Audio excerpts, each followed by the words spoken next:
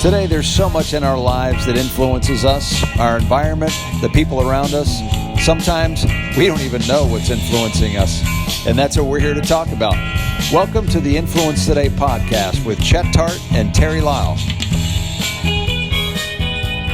Welcome to another episode of Influence Today. Chet Tart, Terry Lyle. We're broadcasting from Venture X on PGA Boulevard in the Gardens. It's called Palm Beach Gardens. It's a great place to work. If you want to check it out, just come on over to Venture X. It's a new kind of workplace. Mm-hmm. We're here in the studios, the podcast studios. In fact, people have said, hey, we listen to your podcast all the time. Welcome, Terry. Here we are. Thank you. Good to be back. I got a special guest today. We're going to do some background. We've had a few people on talking about their background and starting businesses, and I think we have a very interesting guest today. His name is Honest Abe. Maybe you can pronounce the last name. Dababneh? Did he do it right, Abe? It's fun too to catch the bat. That's okay. Good. Well, we're not trying to botch it right off the bat here. So welcome to the show. The rest will be downhill from here. So what I know of Abe, he has a very successful chain of cigar stores called Smoke Inn. And they're very unique, and you're going to have to describe it because they're not what you think they are. And the other thing is you have podcasts and you have a radio network show, correct? Did I get that right? We do. All right. Okay. Is there anything else you have that I don't know about? I have a barbershop. In the same premises? Actually, it's one of our locations in West Palm Beach. We opened a concept barbershop next door almost a year and a half ago. It was called Real Clips. It's all movie theater-based barbershop. It has a waiting room like a movie theater chairs and a 90 or 80-inch TV. And every one of the mirrors has little monitors in them where you watch movie clips while you're sitting there. And nice. It was actually featured on the list on NBC prime time one night as one of the top 3 unique barbershops in the country. We'll have to check it out. Yeah. Wow, that's cool. That's great. Is it just men, women, kids? It's a barbershop, so it's men. But we're finding the trend today is a lot of women are coming in because they have styles where either the side of their head is shaved or lined up or groomed. And we do have actually a nice percentage of female clientele. Well, and it's probably a great place to meet some guys, right? So, it can't be a bad thing. Yeah, that's your vote, sure. Exactly. At least you know a guy's getting groomed. Well, you want a clean guy at least, so there you go. So, Abe, how did it all start? Where are you from? What got you into cigars? I'm going to guess my story is a lot like many people's stories. It was on nobody's radar, nobody's agenda, just kind of happened. And I think that's how most people's lives kind of worked out, Somebody, I think, once said, God laughs at our plans, Yes. I went to Indiana University, went to school there for 2 years, came back to Chicago, tried to continue my education at Loyola University in Chicago, and I started working, and I was doing math, and I just kind of say, man, I've been in school now 3 years, I've accumulated a lot of debt. And I'm working and I'm making money. And I just became more interested in work than going to school. I was with an uncle's startup company and I worked with him. And I became less interested in school, more interested in work and never finished college. And then my uncle's company didn't pan out like it did. And I ended up picking up. I met a guy who had done graphics, and I wasn't graphic oriented at all, but I was seeing what he was billing his clients. And I'm like, wow, really? How do you do that? I was always a little bit artistically oriented. Didn't know nothing about graphics. Didn't know nothing about how to design. Bought my first Apple computer way back then. Bought the first laser printer when they were first coming out. I think it cost me $900 for a black and white laser printer back then. Wow. Yeah. Yeah. Invested some money and started doing some graphic work and fell upon a product that I was doing in Chicago. I had a company called Vision Graphics, and my uncle's business was a supply company, and they did a lot of we sold a lot of products to independent grocery stores, stuff they use in the produce department, the foam boards, the plastic wrap, butcher paper for the meat department, t-shirt bags for the groceries, the plastic bags, they call them t-shirt bags, all that kind of stuff. And one of the things I noticed was, man, especially the independent produce market in big cities, the big outfits, these guys were spending $500-600 every month on paper signs. They rate celery 79 cents. The problem is next week celery went up, so celery had to be 89 cents. Right. So they make a new sign, celery 89 cents. And the real organized guys would keep filing systems. They'd have celery signs at 69, 69, 79, 89 cents, whatever it was at the time. But when you keep reusing those paper signs, the water gets on. They look like crap, right? Sure. Yeah. So I developed a product. It was a hard coated plastic material where I permanently go in there and set up a store. It would cost me thousands of dollars, right? But the system I developed, my margin was like 8,000%. I could set up a store for $6,000, $7,000, $8,000, and my hard cost outside of my own labor on the job would be $300, $400, $500. And all their signs come pre-printed. I made a custom order book, and they would check off, okay, we will carry all these vegetables, all these fruits. I'd like it in a large and a medium, whatever. And then they would just write the sign with permanent markers. I mean, they'd have all these plastic signs lined up, and they were hard coated. They looked beautiful. When the price changed, I sold them a solution that was basically nail polish remover watered down in a bottle that they could spray on there, wipe the price off, and write the next price on. And it was great. I was 20-some years old, and I would go out and get a gig, make myself $6,000, $7,000, $8,000, $9,000 doing having stores. And I would work for a month or two. Right. So I might get crazy. Well, that's what we do at that age. It is what it is. I need enough money to spend. That's exactly what I did. I had enough money to go on my weekends with my friends, drink, party, buy myself stuff. When the account got low, I went out and got another job. And literally, I would do these jobs. And I would stay up all night through the night. I had a little assembly line on an office chair with wheels. I'd go to the computer, I'd type celery, the sign would come out because I'd get them all pre-color printed without the specific product name. I had a whole process.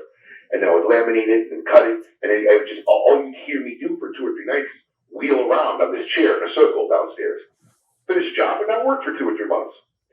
And I'm telling you, my dad's very old school. They're from the world where misery, happiness is misery. Yes. So he just couldn't comprehend that. It would really drive me hard. And it's really funny because as I look back on it, a different type of father would say, hey, son, you got a great gig here. We need to get an office. We need to get 4 or 5 sales reps on the road. All this stuff, right? That wasn't, my parents were farmers. I mean, my grandmother was a farmer. Hard workers. 10 kids.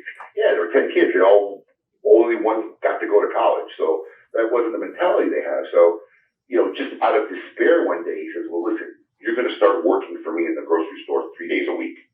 I said, okay, if that makes you happy, leave me alone. What do I care? You got to pay me $4. I'll work 3 days a week with you, right? So I got in the family business, working 3 days a week, doing my other stuff on the side. But of course, and here's one of the things that most people don't get, because I employ a lot of people, a lot of them are young men, right? Everywhere I worked, whether it was Adams School or driving, I worked at Papa John's in college and made pizzas. I was a ski lift operator. I mean, I literally faked my own birth certificate at 15 or 14 so I could start working early, right? Mm-hmm. Everywhere I worked, I always worked like it was my place. Right. Yeah. When I was making pizzas, man, I made those pizzas look, the pepperoni all had to be evenly the same. I mean, it would look like the commercial when it came out. Right? Yeah. So when I went to go work for my uncle and my father at the time, that's how I worked. Like it was my place. I first thing I did was install all my signs.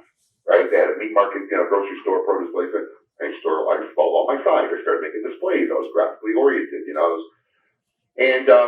It was really funny because the dynamic sometimes in people's psychology, my uncle's looking at this and saying, oh, this guy wants to take over. I wanted nothing to do. I was forced to be there. Right. I didn't want to go in the family business. And I think my dad even told me one time, you better go to college and finish school because you don't have what it takes to be in the family business. That was his motivational speech. So that you bring up a good point there. I mean, that's powerful stuff that you worked as if it was yours, and you don't see that today. I want a job. I want to know my vacations. I want to know my health plans and things like that. That's a powerful statement, Abe. They fool themselves. It's this generation, right? Mm-hmm. They think, I'm just working for somebody now. One day I'm going to do my own thing. They think they're worth ethical change. They think how they approach a job is going to change. No, man, that's the mentality you've chosen to have for yourself. Whether you're working for me, Joe Blow, Bob E. Tom down the road, or yourself. You're not going to change the way you work. Let's get to the smoking piece, the cigar. I think it's fascinating because I've seen some of these places. I've been in a couple of them, with meetings, guys would say, hey, come meet us at the cigar bar, wherever it was. So it'd be interesting to hear what your concept is. Well, I mean, the concept has evolved over time. When I first came to Florida in 1998, I literally came because I was taking a vacation because I didn't finish the story, but I ended up getting thrown in the family business. My uncle retired. I take over in the grocery business. I started doing a good job there. That the cooperative wanted to give me another grocery store. Literally, a guy who was running his business in the ground. Like, here, take this store over, make the payments, and it's yours. And I kind of knew if I did that, I'd be in that business forever. So I came to Florida on a break. My friend had a cigar shop down here, and we were looking to do a version. I was going to open up in Winnetka, Illinois. It never panned out. And I came just to kind of get away and think about it, and I literally never went back. He said, why don't you stay here and be my partner? I came for a 7-day trip. On the 12th day, my father called me and says, hey, are you supposed to be back in Chicago by now? And I'm like, yeah, about that. You know, About that. Go back. 2 months later, I load up everything I can in my truck, and I drive it back down here. And, back then I had my first store was a 900 square foot cigar shop. And it was basically what most people envision cigar shops are. It was a bunch of high back chairs, a bunch of men sat around, smoked cigars, talked stories, and that's what we did. And over time now, it's evolved.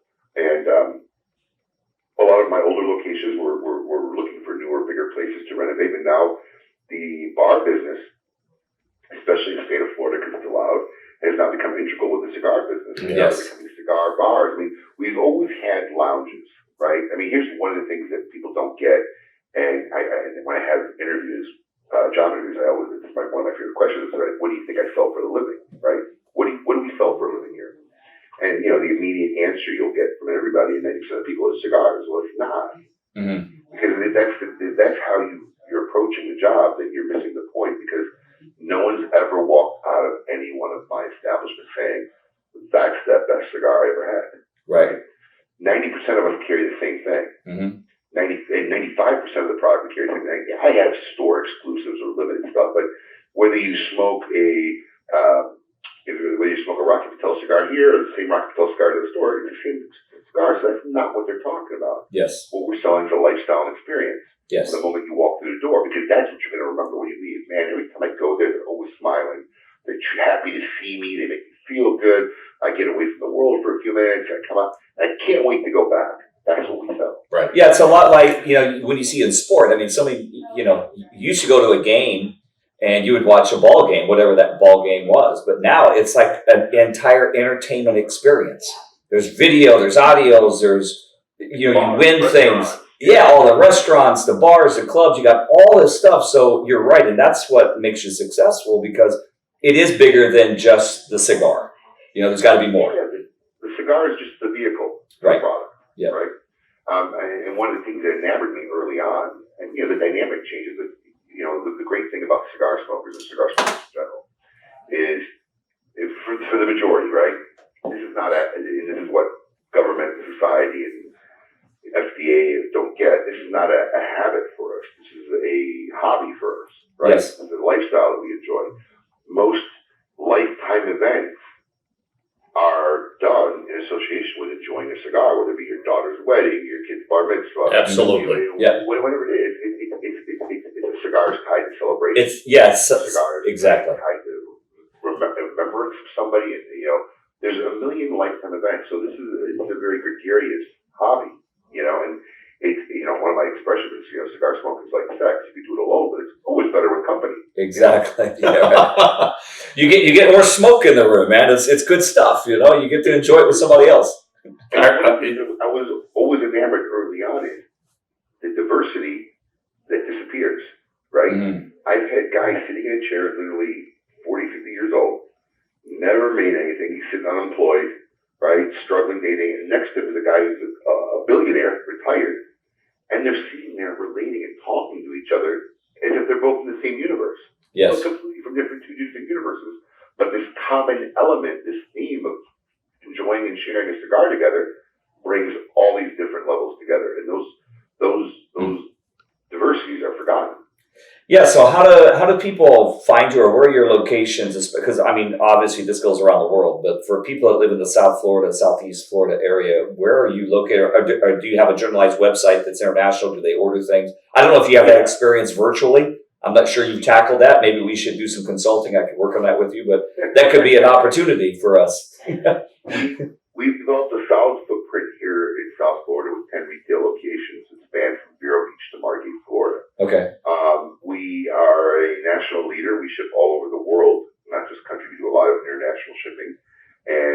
have a big social presence in the industry. So we've made ourselves from going to honestly a nobody known, very small 900 square foot store to a national leader in this industry, which is something I'm pretty proud of. And you kind of don't realize it as it's happening. It just kind of happens along the way, and next thing you know, you're one of the top cigar guys in the country. So I'm privileged to have that experience to go reach so many people. And that's what we do. We reach so many people. You have a website or something you can give out as a URL so we can find you? Yep, at smokein.com, SMOKEINN.com. That's our main commerce site. But in there on the homepage is a place where you can find all our retail locations. Nice. Okay, Abe, here's what I want to do. I want you to hang around for a second because our next podcast, I want to talk to you about your marketing. It's very unique, and I think that if you're into marketing, you'll love the conversation. All right? So Abe will be back again, and this has been Influence Today with Chet Tart, Terry Lyles, and Honest Abe. And we'll be back next week. We're at Adventure X on PGA Boulevard.